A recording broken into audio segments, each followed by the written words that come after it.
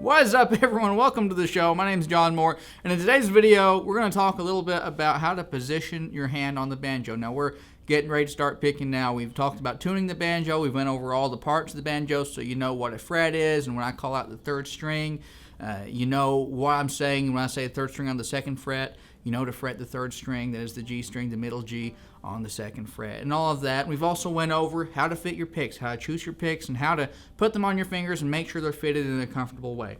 Well, now we're getting ready to start picking, so we need to position our hand on the head of the banjo. Now, how we do that is we take our pinky finger and optionally our ring finger, and we place it on the head of the banjo like so. Now, the purpose of doing this is to anchor the hand so we get a consistent positioning of the hand so we can begin to develop muscle memory as we're picking. We can begin to develop muscle memory in our fingers. So if we don't have them anchored and our hand is sort of moving all over the place there, it kind of makes it difficult to consistently try and get the third string or the second string or the D string, the first string or the fourth string. Versus if we anchor our hand, now we can do the first or the third or the second or the fourth or the fifth. And it becomes easy. It becomes muscle memory because we've got that consistency. So anchoring our hand to the head by our pinky finger or our index or our ring finger rather, or by both of these, that sort of gives you that consistency. Now, I use my pinky finger and pinky finger only. Some people will say you should use both fingers anchored on the head. Now, while we're doing that, we can start experimenting with the different hand positions on the head. So we've got what people call the X position down here near the bridge. And then we have the Y position, which is away from the bridge. Now, you'll notice this is a much softer sound. Now, people tend to not play away from the bridge when they're playing here low on the neck, but when they come up high, that's when people tend to move away from the bridge because it sort of counters that harshness that you get as you go up higher on the neck and the pitch increases. So if we do something like Stone Walls and Still Bars,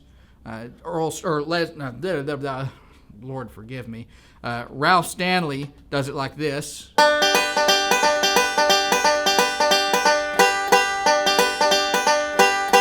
Versus if you were more of a Scruggs picker or Crow picker or whatever, you'd probably go do it more like this. So you'd move away from it a little bit. You'd move away from the bridge and give it that softer, more mellow sound as you go up on the neck a little bit. So to give you guys an example of this in action, we'll do a little bit of Home Sweet Home out of the key of C.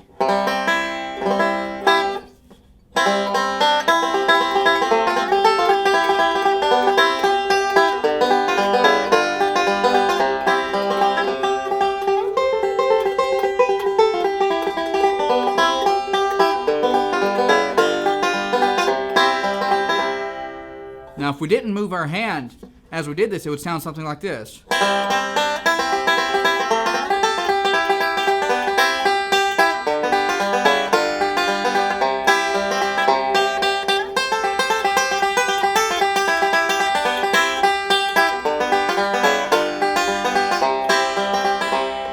Just doesn't sound as pleasant, does it? So whenever we go up a little higher on the neck, we tend to want to move our hand away from the bridge a little bit, just to soften it down a little bit. Another example of that, where a song is played high on the neck pretty much for the entire song, is like Lonesome Road Blues.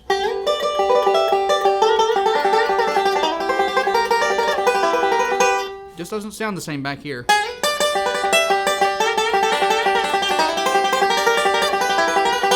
And as we go even higher, something like Sally Ann.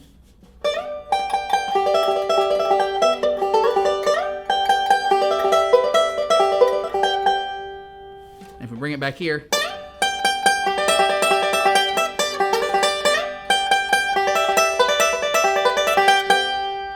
just doesn't have that same ring and sustain. So we want to do that whenever the higher up we go on the neck, the closer we want to bring our hand up to the neck as well. Now, of course, there are exceptions to this. This is by no means a hard and fast rule. It's purely stylistic. So if you're playing something like Ralph Stanley style, you're going to be close to the neck most of the time. And if you're doing melodic style stuff, you're going to be a little further away from the neck to soften that thing down a little bit. And if you're playing Scruggs style stuff, even though you're sort of following this when you're doing your lead, when you go to back up, you're going to pull away a little bit to soften that banjo and tame it down so you don't cut over the lead instruments, so you don't interfere with them or the lead vocals. You're not cutting in on them. So anyway, guys, that's pretty much it for this video. In this video, we've discussed how to plant your hand, how to position your hand on the head, and which fingers to use, which fingers you can use, and the position of the neck and how that affects the tone. I hope the information in this video has been helpful to you guys. If it has, please be sure to leave it a like down below and subscribe if you'd like to see more videos like this from me. I'll see you in the next one. Later.